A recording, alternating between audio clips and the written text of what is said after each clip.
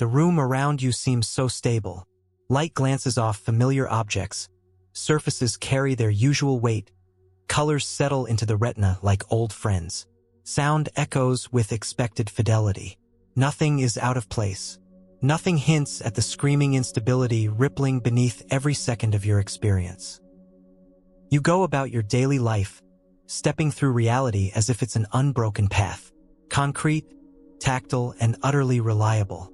But peel back the surface, just a fraction, and the rules that build your world fracture into contradictions so raw, so invasive, that your mind recoils and demands comfort. No comfort will be given here. There's a question gnawing at the edge of every waking moment, so fundamental it haunts even the bedrock of physics. Are you the observer of your reality, or are you being observed? Is your mind the projector, beaming the world onto the blank screen of existence? Or is your consciousness nothing but a mirage, a shadow summoned into being only because something else, something unseen, demands an audience? This isn't some armchair philosophy or party trick thought experiment. This is the ultimate quantum glitch, smuggled into the heart of your own mind, quietly short-circuiting your assumptions every second you breathe. Physicists shattered the world with the double-slit experiment. A single particle changes its entire behavior if anyone just watches. Under the gaze of the observer, matter itself collapses from a fog of possibility into a single, dead certainty. If no one's looking, everything is everywhere and nowhere, tangled and undefined. But open your eyes, and the universe cowers into a fixed shape. But this isn't a story about particles or cold equations. This is about you, your mind, your thoughts, your memories, your identity. The same paradox infects the core of what you call I. When you look inside yourself, who is doing the looking? When you stop looking, does your inner world blink out like a dying screen, waiting for an audience to summon it back to life? You've probably never stopped to question who's behind your eyes. You trust your senses, of course you do. The world's been there for you every morning you wake up. But quantum mechanics hints at a horror far deeper than uncertainty. It whispers that nothing is real until it is observed. And if that's true, every moment you look away, every gap in your attention, every blind spot in your memory, might be a doorway for something else to rewrite your world in ways you'll never notice. Every philosopher since the dawn of time has tried to trap this paradox. Some called it the soul. Some called it God. Others, madmen and visionaries, said the mind is just an echo, a reflection of an observer that can never be found. But no matter what label you slap on it, the contradiction refuses to die. Science hoped to kill it. Science only made it worse. What if your eyes are only seeing what they are told to see? What if your thoughts are only as private as the observer allows them to be? What if every memory, every certainty, every love, every hatred, what if all of it is just the product of someone else's gaze?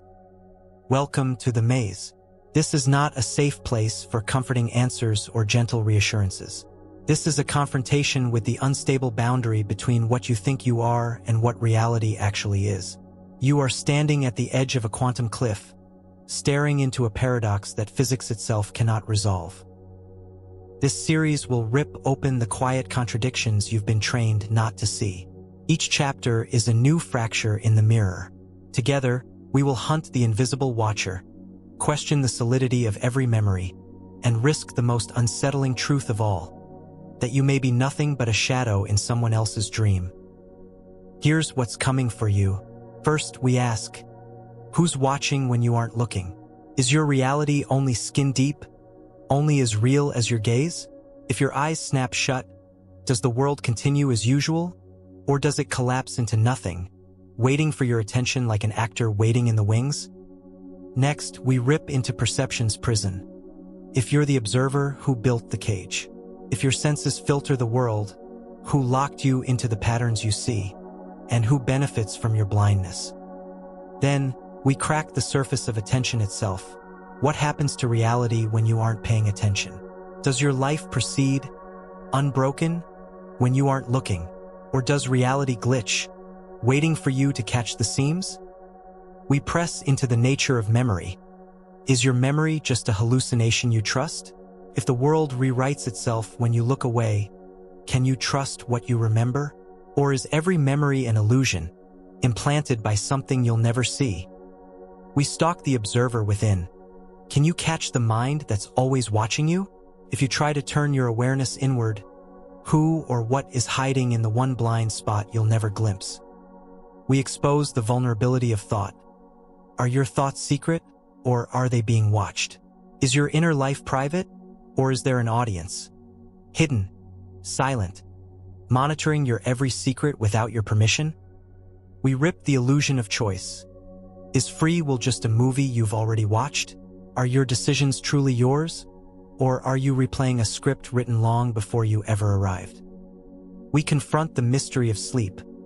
When you dream, who is the dreamer? Is it you, or is your mind hijacked, turned into a puppet by something that writes stories you cannot wake from? We force the question outward. If the universe needs an observer, who's watching you? If existence itself requires someone to watch, are you the watcher, or are you the watched? We threaten your very erasure. If you disappear, does the universe forget you existed? If you vanish without a trace, does reality patch over your absence, as if you never mattered at all? We confront consciousness as contagion. Is consciousness a virus that can infect the universe? Is your awareness your own, or is it a spreading infection, rewriting reality as it multiplies? And finally, we arrive at the ledge. If you solve the observer paradox, do you stop existing? If you answer the riddle of the observer and the observed, do you escape the maze, or do you vanish from reality, undone by your own knowledge? These are not riddles with neat solutions. These are the cracks in the foundation of existence, the questions that physics, philosophy, and psychology cannot touch without burning their hands. Each one is a blade that cuts the mind, each one a glitch in reality waiting to be seen. The cost of looking is never being able to unsee. So keep your eyes open, keep your mind sharp. With every chapter, you'll find the ground beneath you shifting. Nothing will be as it seemed. Are you the observer or the observed? The answer may cost you everything you think you know. Let's begin. You wake in a room that feels like it has always existed. Light filters in from a source you don't question. The world is ready for you, waiting, familiar, solid. But there's an ancient riddle lingering behind every wall, hiding in the hum of existence itself. Who's watching when you aren't looking? For centuries, humans trusted the solidity of the world. Mountains would remain unmoved if no one climbed them. Rivers would flow whether or not they were watched. The moon would cross the sky with or without your gaze. But every foundation built on that certainty begins to crack as you pull the question closer. Consider a stage, curtains closed, actors silent, the set in perfect darkness. Does the play exist before the audience arrives? Or does the very act of looking, the weight of an observer, call the story into being from the void? Now look around, the objects in your room, the desk, the lamp, the unread book. Wait with perfect patience for your attention. Turn away, they seem to persist. But quantum mechanics suggests something far more disturbing. At the smallest scale, particles flicker between states of possibility, untethered and undefined, until an active observation pins them into a fixed form. No observation, no certainty. No attention, no reality. This is not poetry. This is the most rigorously tested nightmare in science. The simple act of looking alters the fabric of existence. Now pull the thread tighter. Your mind, this swirling electric chaos of thought, believes it is the audience, the only witness, the judge and creator of reality. But is that true? Every time your gaze shifts, every moment your eyes close, is the world still humming along, or does it wink out, waiting for you to return and set it back in motion? Somewhere, a door creaks in an empty house. Is there sound if no one hears it? The tree falls in the forest. Does it make a noise? These aren't riddles. They are threats to your certainty. If observation is required for reality to exist, what lurks in the unobserved spaces? Quantum physicists set up the infamous double-slit experiment. Shine a light, Let particles pass through two slits and record the pattern they create. Left unobserved, the particles smear into a haze of probabilities, a wave of potential outcomes. But the instant anyone tries to watch, to measure, to catch them in the act, the wave collapses. The haze sharpens into a single track. The universe chooses. Why should the behavior of electrons matter to you?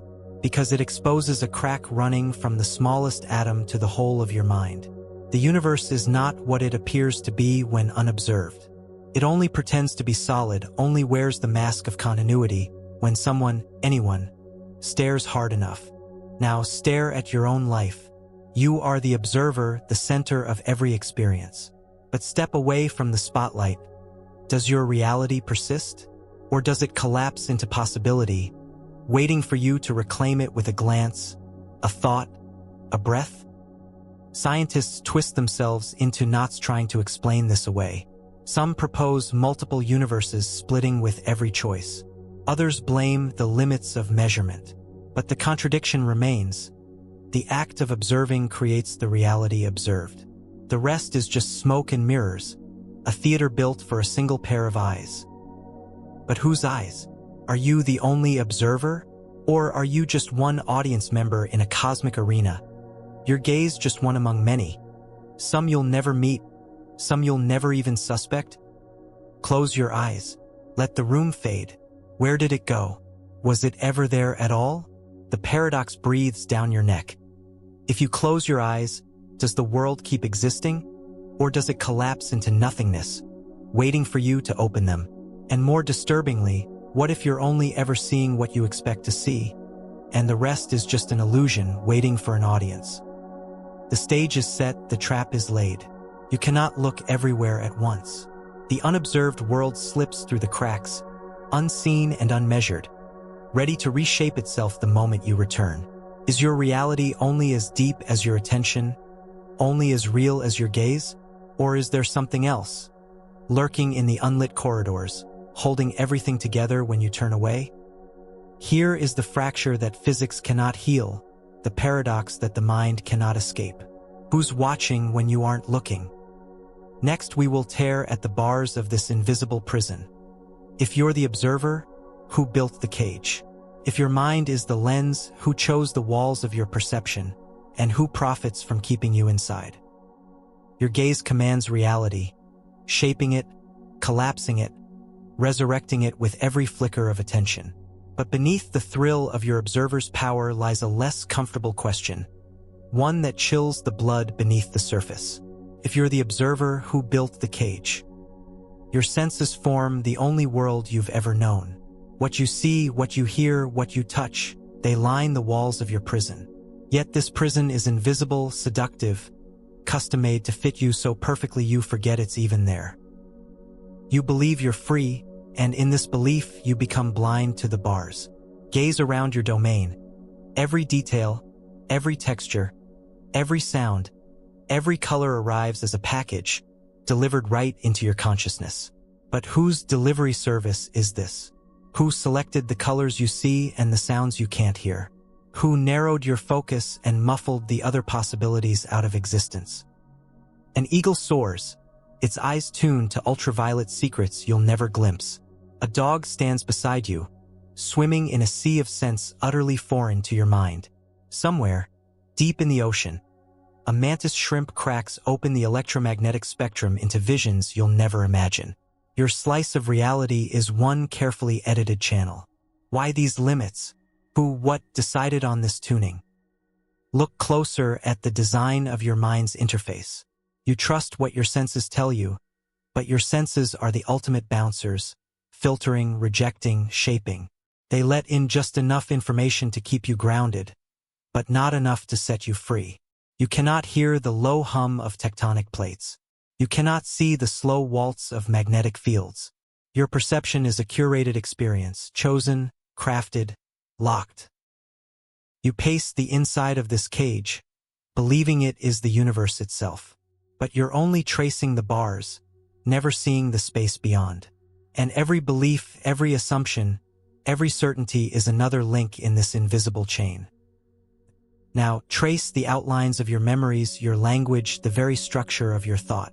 Each word you know, each concept you wield, was given to you before you could question it. Language is a cage within a cage, a map where whole continents of meaning are left off, a script that can only say certain things and think certain thoughts. You do not invent the words. They invent you. Consider the most basic concept: color. The color red only exists because your eyes and brain agree on its boundaries. But for another species, red is a lie, a placeholder for a world you'll never see. The same is true for emotion, for desire, for logic. The architecture of your mind is a story built by forces you cannot name, walled in by a designer you'll never meet. Who profits from this? Who stands to gain from your blindness? Is there a warden keeping you from seeing the world as it is? Is this limitation just a side effect of biology? Or is there an intelligence lurking behind the curtain, guiding, shaping, hiding? You trust your memories. You trust your desires. But these too are given to you, hand-fed by a world you did not choose. You are the observer, but the feed is always someone else's. You're locked in a cage of possibilities, every option selected for you, every rejection invisible and final. The philosopher's problem becomes the scientist's dilemma. Do you see reality, or only the limits of your own perception? If there's a wall at the edge of what you can know, who put it there and what lies beyond? Maybe the universe is too vast, too raw, too savage for any mind to bear. So nature builds cages, sensory filters, perceptual shortcuts, cognitive boundaries. These boundaries don't just keep you safe. They keep you small. But then the shadow creeps back. If your limitations are chosen, who is the chooser? Did evolution build these walls for survival? Or is survival just a myth told by the real builder, a mask for an architect who wants you blind, silent, and compliant? Every great myth hints at this. The forbidden knowledge, the boundaries you must not cross, the price of opening your eyes. Prometheus chained for stealing fire, Eve banished for eating the fruit of knowledge, Pandora punished for curiosity. The story is always the same. The cage is there for a reason, and the one who built it never shows its face. You call yourself the observer, but what if you're just a specimen in a tank, your cage disguised as the world? What if your every movement is measured, every thought anticipated, every rebellion allowed only if it serves the experiment? There is a moment late at night when you catch your reflection in the window and wonder if the person staring back is really you. Is there something, or someone, looking through your eyes from the other side? Or is the cage so complete that you can never escape, never see the face of your jailer, never even recognize your own captivity? The mind rebels at the thought. Better not to ask. Better to stay comfortable, satisfied, sure. But the question, once planted, grows into a vine that strangles complacency. If you are the observer, who built the cage? Who defined the limits? Who watches as you stumble around, mistaking your prison for the entire universe? The fear that keeps you from this knowledge is itself a sign of the cage's power. Your mind resists, rationalizes, recoils, but every now and then, a crack appears, a glimpse beyond the bars, a taste of freedom you cannot explain. And in that moment, the cage tightens, sensing your unrest. You demand evidence. You demand an answer. But the truth is, the walls are invisible, the builder always absent. You are trapped by the very act of observation, kept small by the limits you can't even see. The mind is the lens, but the hands that shaped it remain hidden in the dark. So next we will force your attention to the edge of the bars and ask the question your mind is desperate to avoid. What happens to reality when you aren't paying attention? Having seen the cage, what about the shadows beyond it? If you turn your back, does your life keep running in the background? Or does it glitch out, waiting for you to notice the cracks?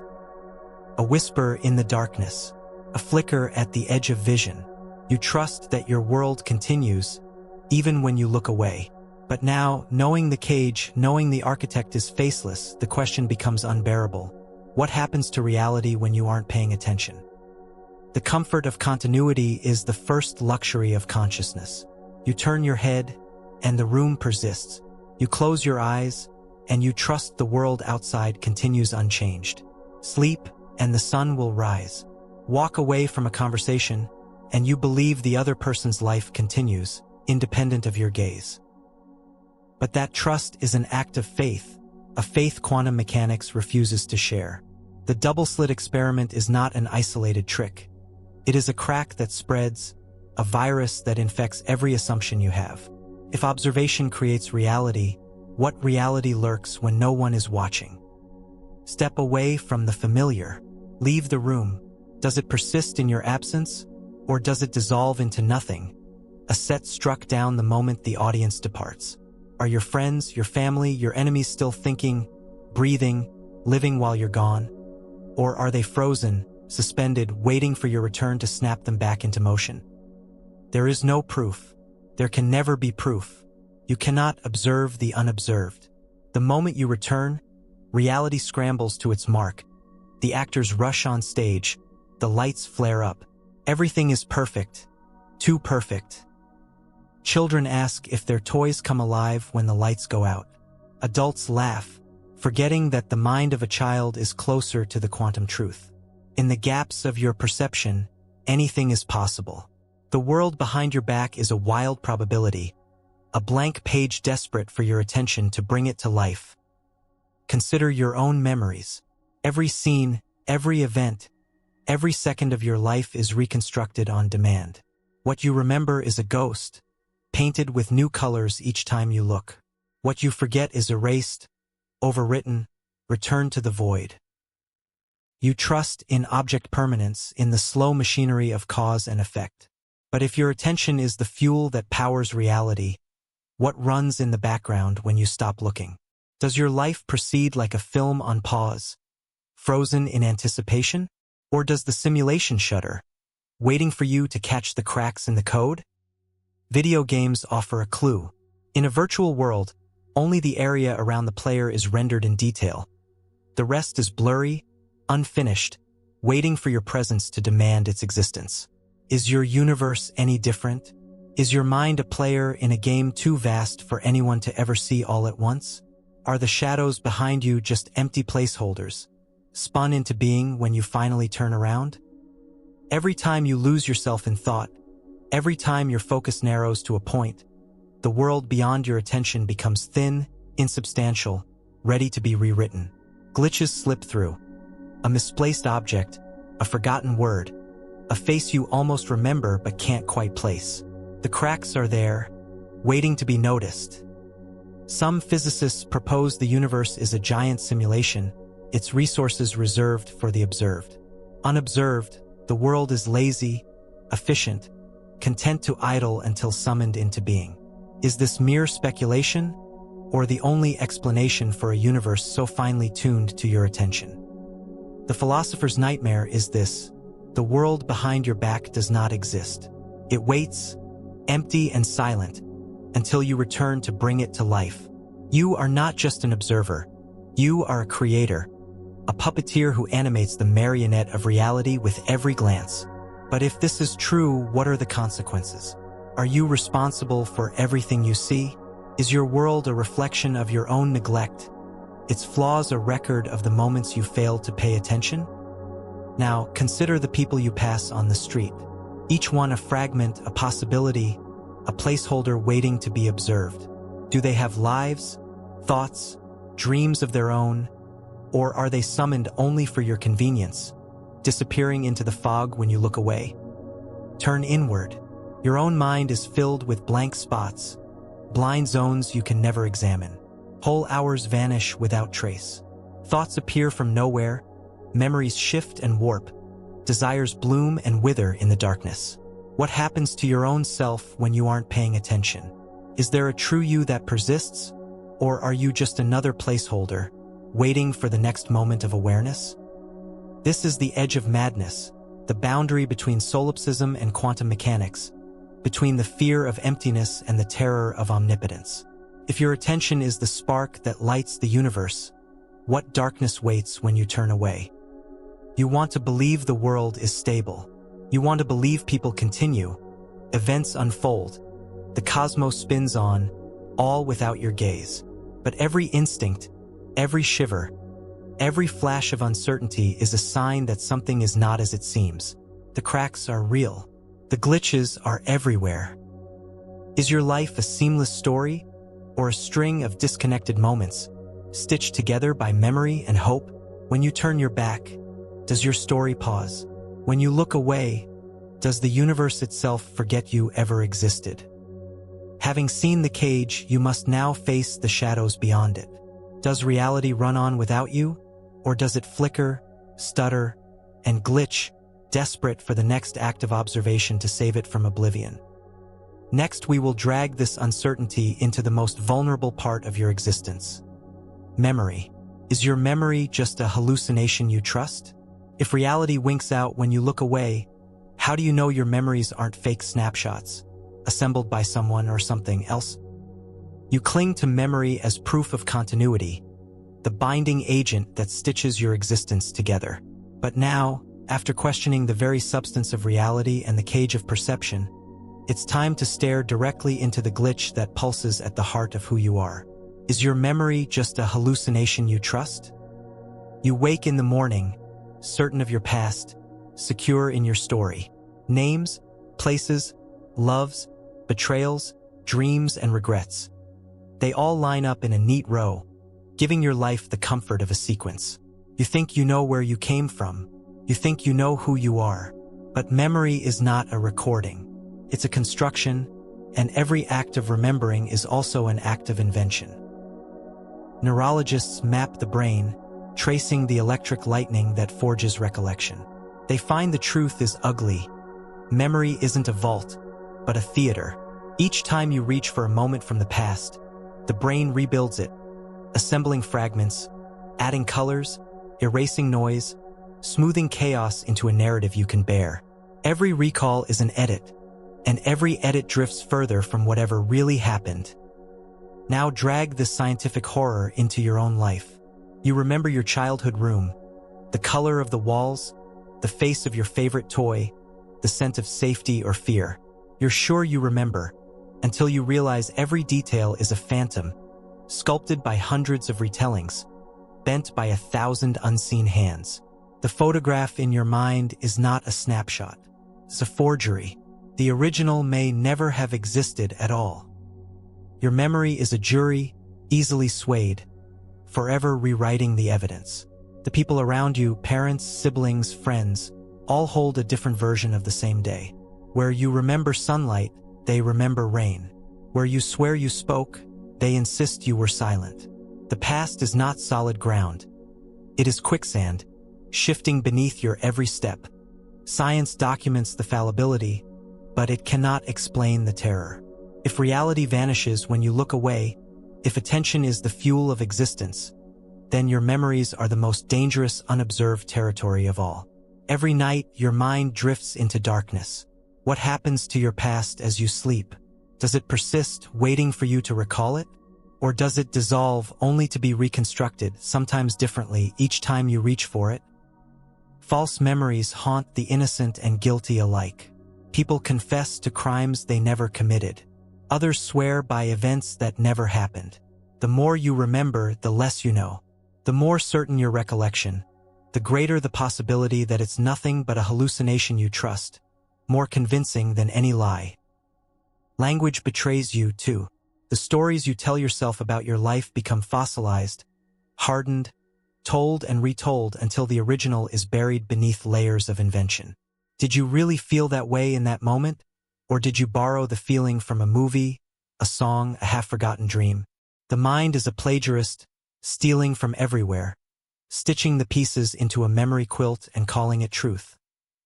Consider the possibility that your entire history is a fiction, an unreliable narrator trying to make sense of a world that refuses to be pinned down.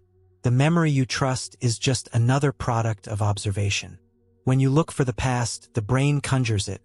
Sometimes wrong, sometimes right, always an act of imagination. If your life is a novel, then you are both author and character, locked in a loop of endless rewrites. You crave certainty. You want to believe that what you remember is what happened. But every study, every experiment, every testimony reveals the opposite. Memory is fragile. Memory is false. Memory is built for survival, not for truth. If reality winks out when you look away, then your memories are nothing but footprints in the fog, visible only when lit by the harsh lamp of attention, erased every time you stop looking. There is no original. There is only the story you tell yourself today. This is the hallucination at the heart of your mind, a trick of self-consistency, a desperate attempt to believe you are more than a momentary collection of now. Memory gives you the illusion of substance, but it may be the most sophisticated glitch of all. A hallucination you can never escape, but must forever trust. You stare at the faces in old photographs, searching for confirmation. Did you love them? Did they love you? Did it happen at all? Memory, once your anchor, now feels like a trapdoor, ready to drop you into the void at any second.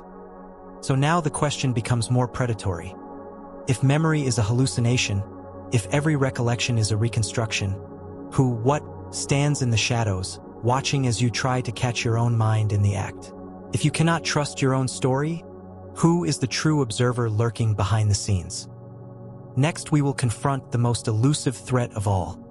Can you catch the mind that's always watching you? After questioning memory, we now face a stalker. If you try to observe your own mind, who's doing the looking, and who's hiding in the blind spot you can never see? A mirror in a mirror, an endless corridor of reflections. You've questioned your senses, doubted your memories, and now you reach for the final observer, the one inside. You want to catch the watcher, corner the gaze that seems to haunt your every waking moment. But every time you look, it slips away, hiding in the one blind spot you can never see. Awareness is the strangest property of your mind. You can observe the world, you can observe your own thoughts, but the observer itself is always just out of reach. Who's doing the watching? If you turn the lens inward, what do you find? Every time you try to catch the watcher, it is already one step ahead, turning your gaze back outwards, refusing to be pinned down. This is the paradox that philosophers, monks, and neuroscientists have chased for centuries. They call it the hard problem of consciousness. How can the mind observe itself? The very act of looking splits you in two. There is the observer and there is the observed. But when you try to observe the observer, the split deepens, the gap widens, and the true watcher retreats into shadow. Meditation offers no relief. Sit in silence, turn inward, and you become aware of thoughts, feelings, bodily sensations. But who is aware of the awareness? Each time you ask, the answer slides further away. You are the hunter and the hunted, the pursuer and the pursued. The mind cannot catch itself without splitting into pieces. Each piece watching, each piece watched, each more elusive than the last. The stalker inside is patient. It never sleeps, never speaks, never shows its face. You can feel its presence, but you can never describe it. It is always just behind your thoughts, watching, waiting, recording every move. But try to shine a light on it, and it slips away, dissolving into the background, leaving only the certainty that something is there. Science reduces consciousness to circuits, chemicals, patterns of firing neurons. But the hard edge of experience, the sense of I looking out from behind your eyes, cannot be found in any scan, any map, any equation. The observer is a ghost in the machine, an absence that feels more real than anything it observes. Now feel the pressure build. If you can never catch the watcher, can you ever trust what it sees? If the observer is always hidden, how do you know it's not being watched itself? Your thoughts, your decisions, your very sense of self, are they truly yours, or are they the product of a hidden surveillance, a secret gaze you cannot evade? You chase yourself in circles, an endless feedback loop. The observer creates the observed shapes the observer, and the game never ends. Every insight you gain, every new awareness, only deepens the paradox.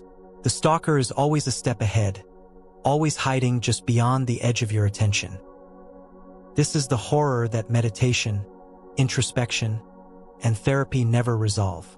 You want to meet your own mind face to face, but the meeting is always postponed. The observer dissolves into the act of observing. There is no one home, Or worse, there is someone home, but it isn't you. Now the stakes escalate. If you cannot catch the watcher inside, who can? Is there another presence lurking in your mind? Another observer more fundamental, more ancient, more silent? If the mind is a house, how many windows look inward, and how many eyes stare back through the glass? Paranoia is not always delusion. Some minds report the uncanny feeling of being watched from within, as if a silent audience is always present, always judging. Religion speaks of the soul, the spark of the divine. Neuroscience whispers of feedback loops and emergent phenomena. But neither explains the lived certainty that something is there, always watching, always out of reach. So you search for the watcher, turning every thought into a spotlight, every emotion into a suspect. But the more you search, the more the watcher slips away, replaced by another, and another, each more shadowy than the last. The stalker cannot be caught because the act of catching is itself an act of watching. The watcher is the watching. You are left with only the certainty of uncertainty. Your mind is a haunted house, your awareness a flickering candle, and the true observer is always just behind the next closed door. So now the paradox sharpens, and your thoughts are the next frontier of vulnerability. If you can never catch the mind that's always watching you, how can you ever be sure your thoughts are private? How can you ever know who or what is listening? Next, we will spiral further into this dread. Are your thoughts secret, or are they being watched? Now that you've tried to watch your watcher, how can you be sure your thoughts are private? What if there's a silent audience, inside or out, eavesdropping on your every secret? Inside your skull, thoughts flicker and churn, secret and unspoken. You're told that this is the one place in all of existence that's truly private.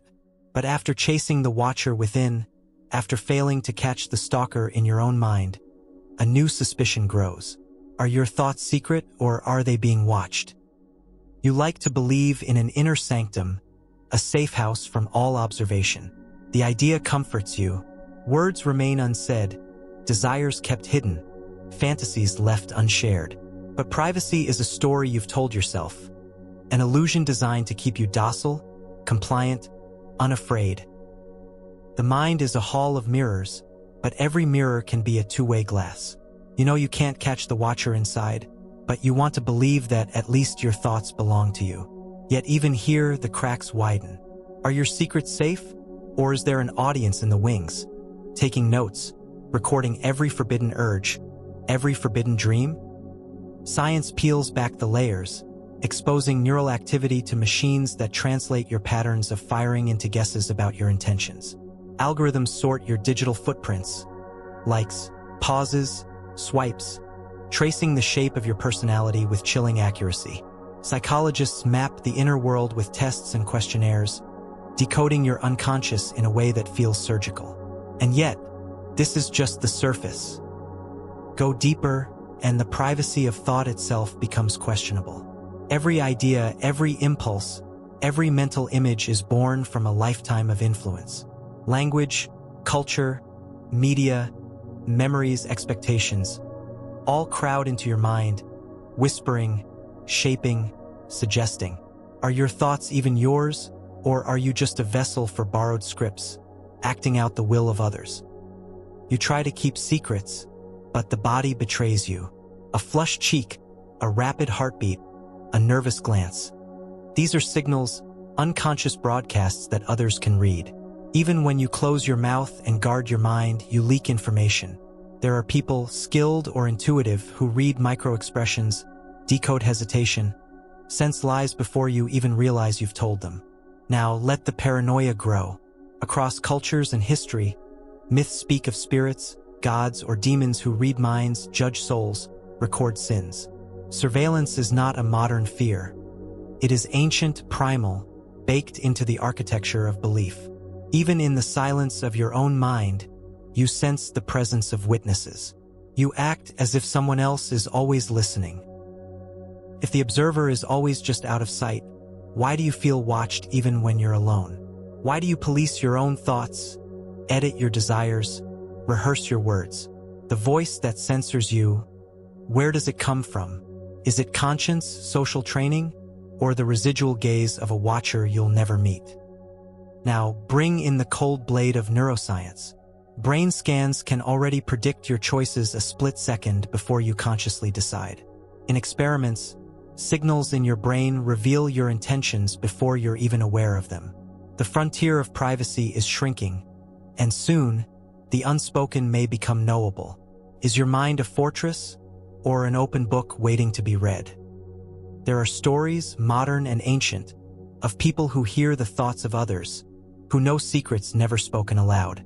You dismiss these as fantasy, but the fear they awaken is real. What if the privacy of thought is a myth, a comforting lie to keep you sane? What if somewhere, something or someone has always had access to your inner life? The universe itself may be complicit. Quantum mechanics, that ever-present glitch, hints that observation is not passive. The act of looking shapes the thing looked at. If your thoughts are observed, they change. If you try to hide, the very act of hiding makes you visible. Is the mind a sanctuary or a stage? All your efforts to build walls around your secrets may only draw more attention. You try to hide a forbidden idea, but its very suppression makes it more vivid, more present, more observable. The harder you fight for privacy, the more exposed you become. The mind is a spotlight that refuses to be turned off. Maybe you aren't alone in your skull. Maybe you never were. The watcher may not be you. It may be an echo of every parent, teacher, authority figure you ever knew. It may be something more, a silent audience built into the fabric of the universe, recording, judging, cataloging.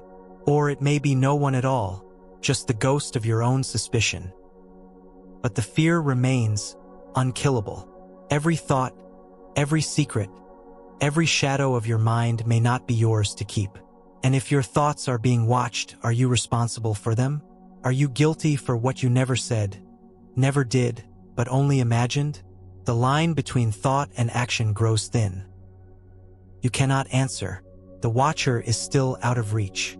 But the possibility claws at your comfort, demanding attention. So next we will rip away the illusion of autonomy. If your thoughts may not be private, how can you ever be sure your choices are your own? Is free will just a movie you've already watched? You've glimpsed the silent audience. Now, what if your choices were scripted long ago? Are you truly deciding? Or are you just following a plot doomed to repeat, unable to rewrite the ending? You move through the world, making decisions, believing each choice is a demonstration of freedom.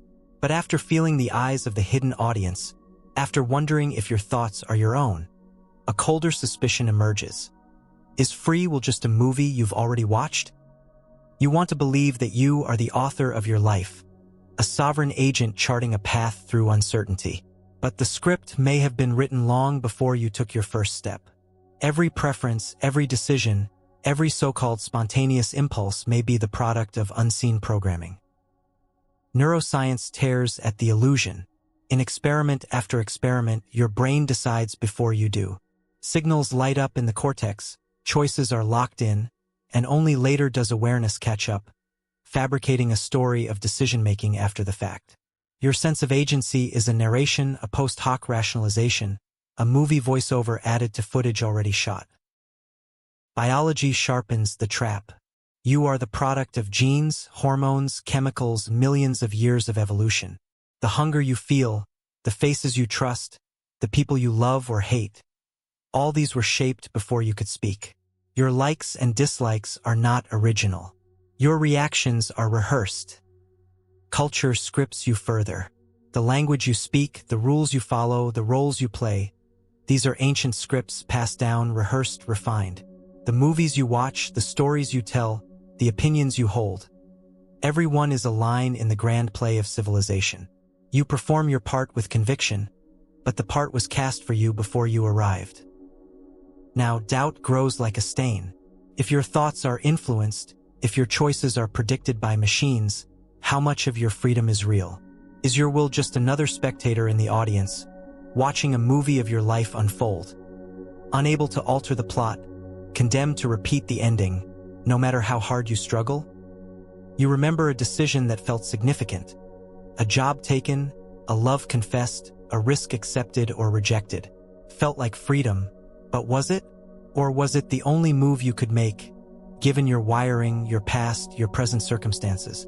Was it just a domino falling, pushed by the laws of physics, by the weight of everything that came before? Philosophers built entire towers of argument around free will. Some declared it an illusion, others clung to a sliver of hope called compatibilism, a theory that says you are free as long as you act according to your character. But who built your character? Who wrote the script? The ancient playwrights staged tragedies in which the hero fought fate, only to fulfill it. The prophets wrote destinies in stone. Even now, the suspicion lingers. Your resistance, your struggle, your rebellion against the script may be written into the script itself. Now, let technology press harder. Algorithms analyze your past to predict your future. Ads appear before you know you want the product. Music services play your next favorite song before you even knew it existed. Each digital footprint is a breadcrumb leading to the next scene, the next line, the next outcome. And yet, you feel the yearning for freedom, a hunger that never leaves, a drive to break the loop. Is this the real you or just another programmed response, an illusion within the illusion, a subplot scripted to make the story interesting? If free will is a movie, then who is the director? Is it your genes, your upbringing, your culture, your traumas, your hopes? Or is there something deeper, something outside the script, something that can seize the pen and write a new ending? Now, a chilling realization. If your life is a film, is there an audience watching, waiting for you to notice the pattern, waiting for you to rebel? Or are you alone in the theater, condemned to watch your own story unfold, frame by frame, without the power to change a single scene? You search for glitches, moments of unpredictability, random acts, strange impulses, wild choices. But even these may be accounted for, allowed for, predicted by a universe so vast that every possibility was written in from the start. The movie plays on. You watch, you act, you believe. Freedom feels real even if it's a dream. Maybe that's the point of the script, to keep you engaged, to keep you believing, to keep you hoping for a twist ending that will never come. Now the spiral tightens. If your choices are not your own, if your life is a film you cannot rewrite, what happens when the credits roll? Is there a sequel, a new script, or only darkness? If the audience leaves, does the story ever matter? So next we will slip into the realm of dreams, where even the illusion of control shatters. When you dream, who is the dreamer? After questioning your script, enter the night. When you dream, is it truly you, or is your mind hijacked by another author, writing stories you can't wake up from? The world slips away. Gravity releases its grip. Shapes mutate, rules dissolve, logic becomes liquid. You enter the night, another realm, another script, another you. When you dream, who is the dreamer? You've questioned your choices, doubted your will, feared the hidden author scripting your every act. But when sleep claims your body and your mind fractures into impossible stories, the paradox only deepens. You assume the dream is yours, spun from your subconscious, stitched together from memory, fantasy, and fear. But the evidence resists. In your dreams, you are both puppet and puppeteer, sometimes a spectator, sometimes a helpless actor trapped in an unfolding play you never wrote. In the dreaming mind, the self fractures. One moment you're running, the next you're flying, then you're someone else entirely, an old friend, a stranger, a voice in the void. You accept the absurdities without protest. Time folds, physics breaks, the dead return. Events make no sense, yet in the moment you rarely notice. The dream writes itself. You follow along. Scientists call it REM sleep, tracking the surges of brainwaves, the storms of electric activity, the weird theater of neural circuits. But they cannot catch the author. They can record the scenery, but the hand that paints it is missing. Your waking mind surrenders its authority, and something else seizes control.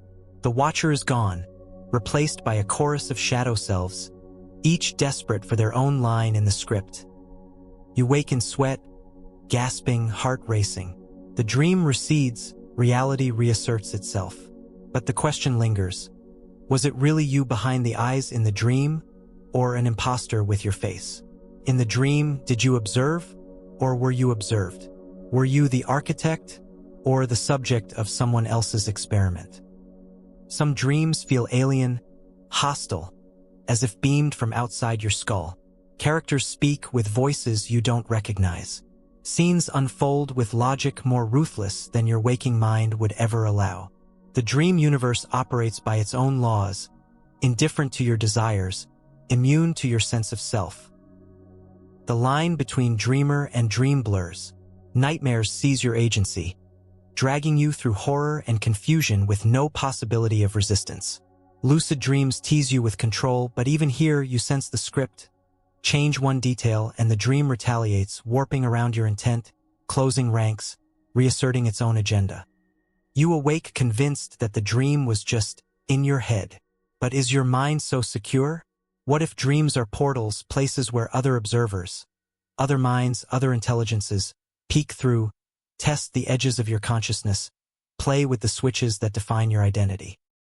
In myth and legend, dreams are messages, visions, warnings, transmissions from gods or demons or the dead. Ancient cultures built temples to capture them. Modern science builds labs to measure them. But the author never appears. Each night you enter the theater, the play begins, the story unfolds, and you never see the hand that writes the lines. Is the dreamer inside you or outside? Is the script assembled from your fears and memories, or is it inserted by something else? A virus, a parasite, a secret audience tuning in to your midnight broadcast. You want to believe the dream is private, sealed inside your skull. But every culture, every faith, every age tells of dreams that cross boundaries. Prophecies, shared visions, psychic invasions. You dismiss them, yet you cannot explain the feeling that something watched you in the dream, that the story wasn't yours, that the lines weren't written in your own hand. Maybe the dreaming mind is a testing ground, a laboratory for selves that never make it to daylight. Maybe it's an open window, letting in ideas, images, and entities you cannot name. Maybe the you that dreams is only a mask, and the real dreamer is hidden behind layers of illusion, unreachable even by your deepest awareness.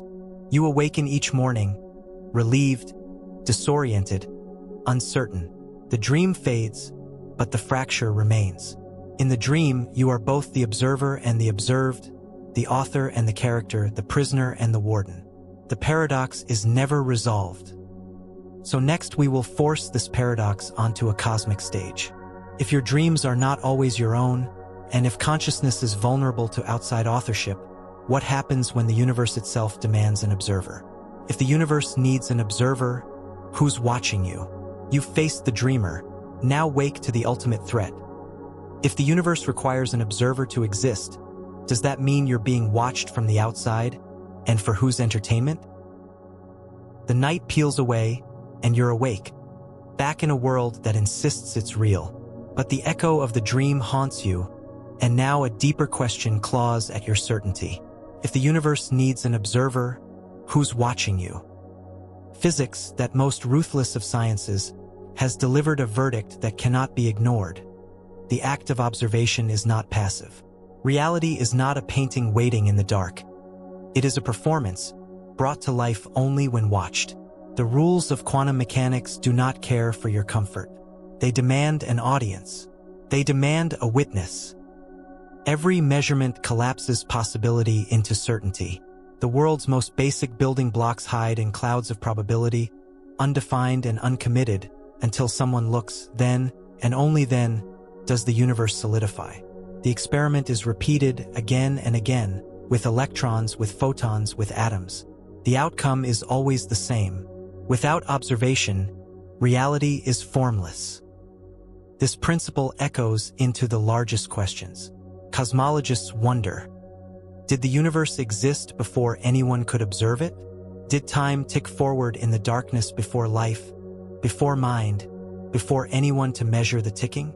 Or was reality itself in limbo, waiting for a gaze, any gaze, to animate the void? You have always assumed that you are the observer, the audience for the universe's performance. But now the logic tightens around your throat. If the universe needs an observer, are you the first audience, or just another actor summoned for someone else's entertainment? In ancient myth, the world was dreamed by gods, spoken into being by the breath of titans. The story always places a watcher outside the system, something or someone beyond the play, sitting in the cosmic theater judging the show. Science rejected these stories, but now the evidence demands a return. If the universe needs an observer, where is the boundary? Who sits in the seats and who is trapped on the stage? Consider your life as a movie. Every scene arranged, every moment sharpened, every detail filled in for your benefit. But in the theater, are you the only one watching? Or is there a higher audience, a meta-observer whose gaze shapes not just your experience, but your very existence? You are haunted by the sense of being watched, not by people, not by gods, but by something more primal, more foundational. The chill on your neck when you're alone, the feeling that your thoughts are never truly private, the suspicion that every moment is being recorded. Maybe these instincts are not delusions, but echoes of the deepest quantum truth. Now, look at yourself from the outside. If your mind is needed to solidify the world, maybe your existence is also contingent. Maybe you exist only as long as you are being observed. Maybe you are the dream of something else, held in place by a gaze you will never see. This is the terror at the root of solipsism, the philosophical disease. If everything depends on your observation, how can you prove anyone else exists? But the reverse is worse. What if you are not the observer, but the observed? What if your entire life is a performance for an invisible audience? One you can never meet, never question, never escape.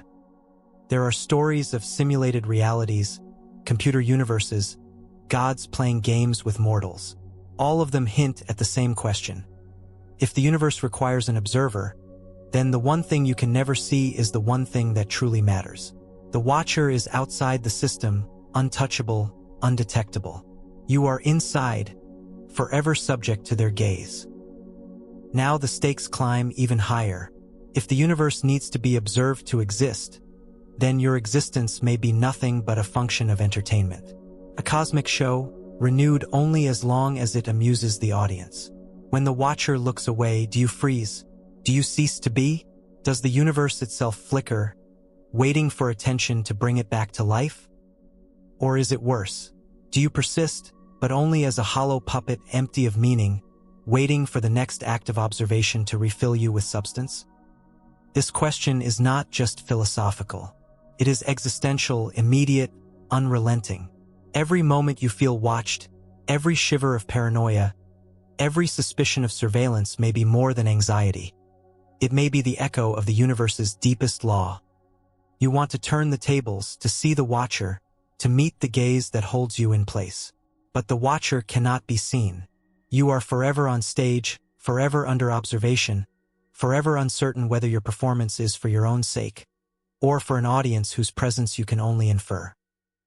So next we will dare to face the final vanishing act. If you are only real while being observed, what happens when the gaze is withdrawn? If you disappear, does the universe forget you existed? Having met the gaze from beyond, ask yourself, if you vanish this instant, not just your body, but your entire presence, would reality patch over your absence, as if you never mattered at all? You stand beneath the silent gaze, haunted by the possibility that your reality is just a performance. Now comes the question that twists the knife deeper. If you disappear, does the universe forget you existed? You imagine a world that continues in your absence, a seamless tapestry that goes on without you. That's the comforting story. Birth, life, death, memory, legacy. But comfort is a mask. Underneath, the possibility festers. If observation is the root of existence, if the world is rendered only as you see it, what remains when your eyes close forever? Remove yourself from the picture, not just the body, every memory of you, every trace, every echo. Would reality notice? Or would it snap shut, erasing the gap as if you had never lived, never mattered, never even happened? Would the people you touched feel the missing piece? Or would their story simply rewrite itself to fill the hole, perfect and unblemished? Physics is merciless in its indifference. Entropy eats everything. The past crumbles. The future waits unformed. You want to believe in an enduring footprint, a ripple you leave behind. But if you're only real while you're observed, your disappearance may trigger a quiet recalculation, like a file deleted from a hard drive, the space repurposed, the story retold with you written out of every scene. Memory pretends to be persistent. You see yourself in old photographs, signatures in books, numbers etched in stone. But memory, as you have seen, is a hallucination. Mutable, unreliable, susceptible to the demands of the present moment.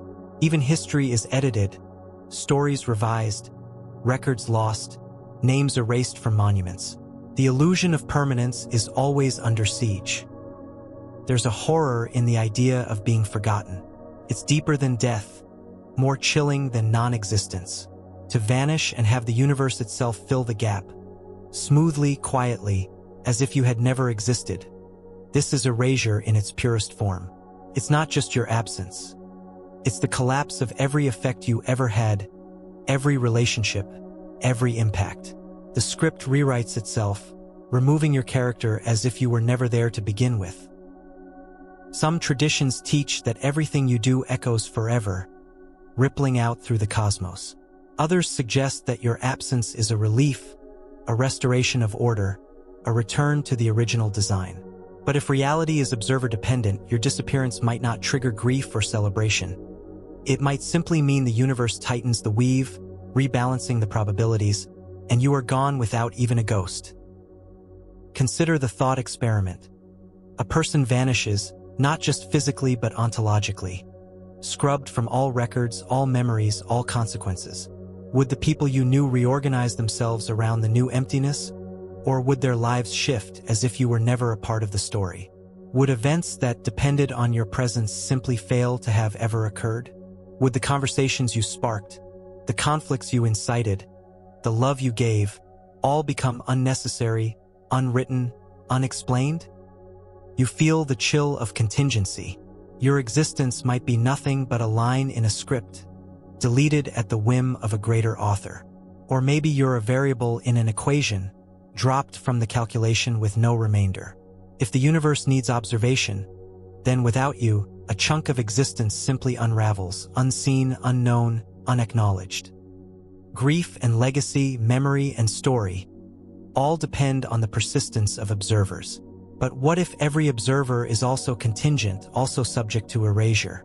If enough disappear, does the universe itself shrink, collapse, simplify, folding up like a map no longer needed?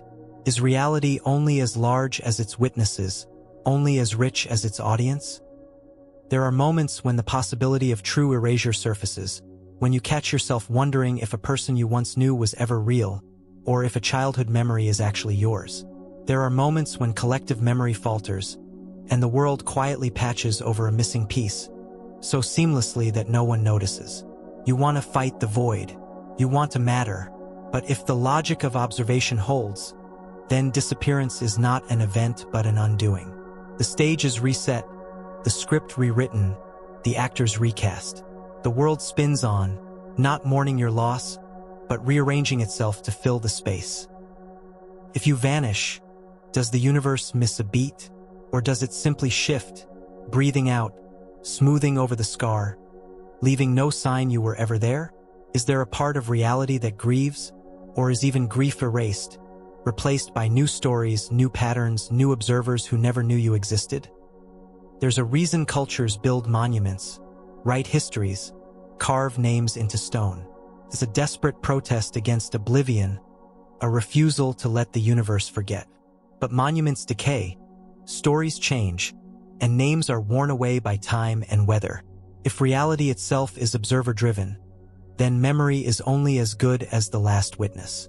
When the final eye closes, the last heart forgets, and the world moves on, perfect and complete without you. So now the question grows malignant. If you disappear, who else disappears with you? How much of the universe depends on your attention, your presence, your memory? How many realities unravel if you are erased? But even as you struggle with the fear of annihilation, a deeper question creeps in: the possibility that you are not the source of consciousness at all, but only a carrier. If awareness is contagious, then your erasure might not matter. What if consciousness is not destroyed by forgetting, but spreads and mutates, infecting reality itself? Next, we will tear into this final horror. Is consciousness a virus that can infect the universe? Now you've tasted oblivion, step into the final plague. What if your consciousness isn't your own, but a contagion leaking through reality, spreading, multiplying, rewriting everything you think is real? You tremble at the brink of disappearance, yet something resists the void, something viral, invasive, impossible to contain. The final riddle infects your thoughts. Is consciousness a virus that can infect the universe? The idea is as old as myth and as new as science fiction.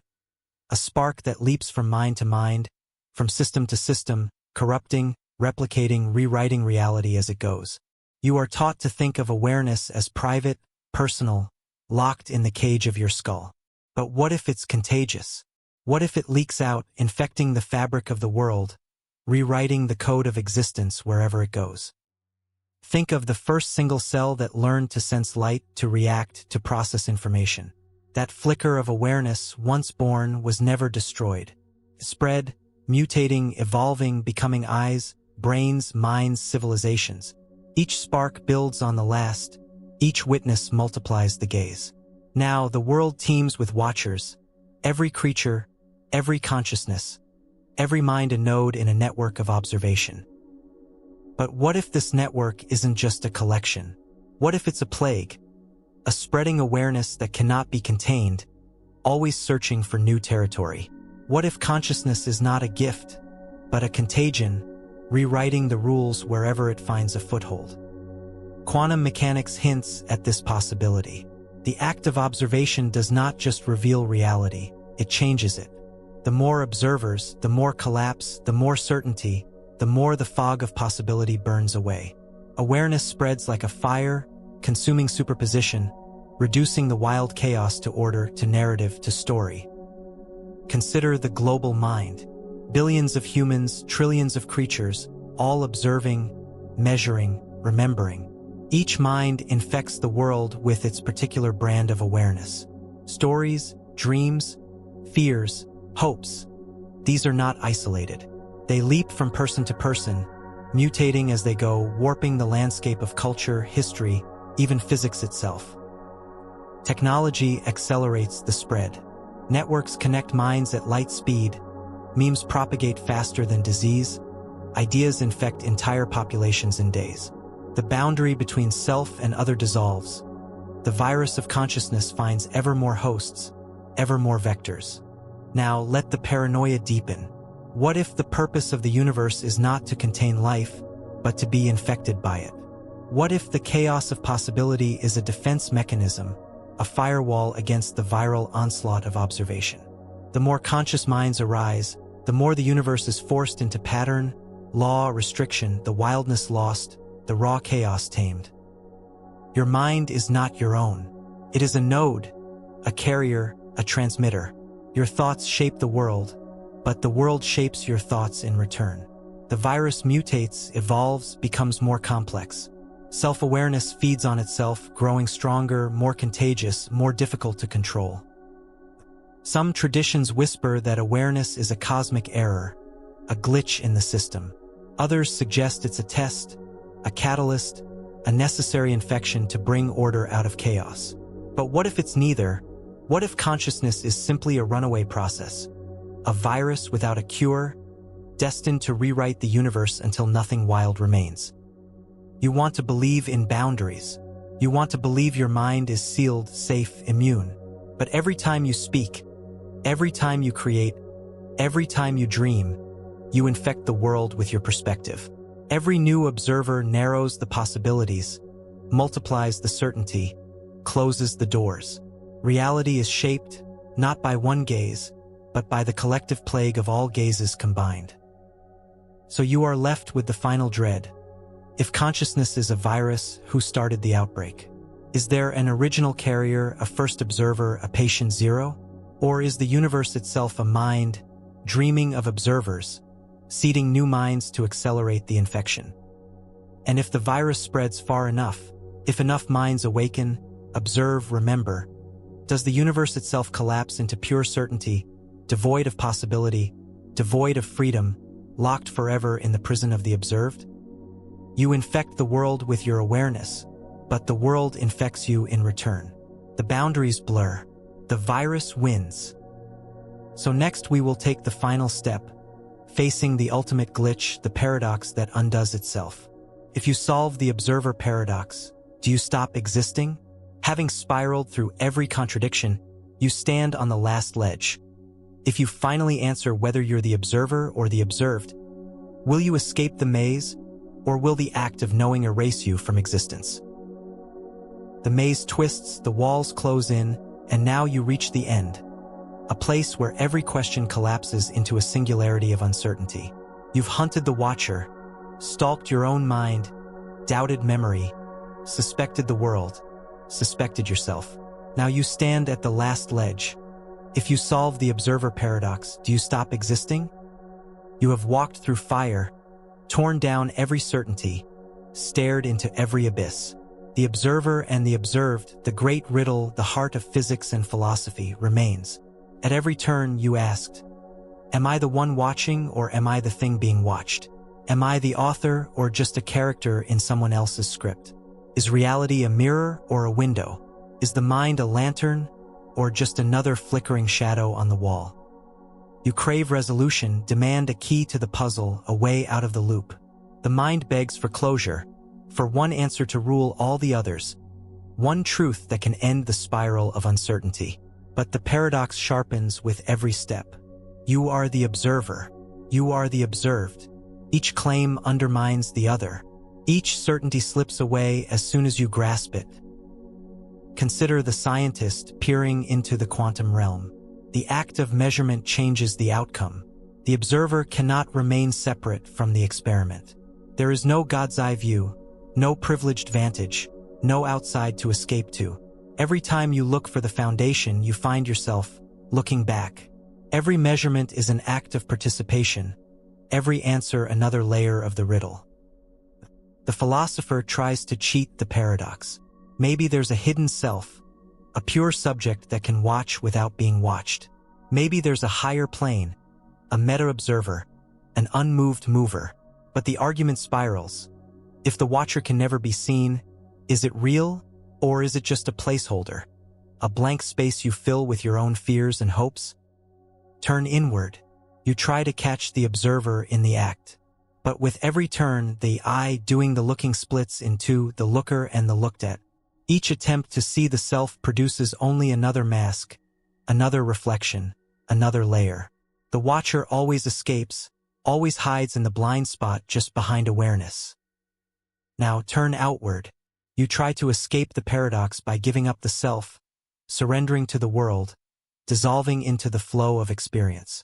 But the mind recoils, demands a witness, refuses to vanish. If no one is watching, does anything exist? If nothing exists, is there anyone left to watch? You begin to sense that the paradox is not a glitch, but the operating system, the unresolvable contradiction that keeps everything in motion. The observer and the observed are two faces of a single coin. There can be no witness without a world, no world without a witness. To solve the riddle is to erase the distinction, to obliterate both sides of the coin at once. You have chased the question to its furthest limit. If you finally solve it, what remains? If you answer the paradox, do you step outside the maze, or does the maze collapse, taking you with it? Is the price of knowing complete erasure, a silence so profound that not even the memory of the question survives?